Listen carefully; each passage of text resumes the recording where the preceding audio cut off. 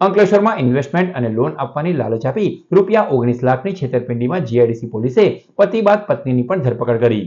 અંકલેશ્વરના સંસ્કાર બંગલોઝમાં રહેતા સુશીલા ઉર્ફે આરતીબેન શુક્લ અંકલેશ્વર જીઆઈડીસી સ્થિત વિધિ ટ્રાન્સપોર્ટમાં એકાઉન્ટ વિભાગમાં નોકરી કરે છે।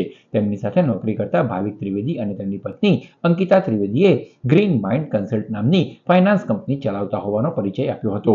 આરોપી દંપતીએ વિવિધ બેંકોમાંથી સરળતાથી મોટી રકમની લોન અપાવી આપવાની ખાતરી આપી હતી।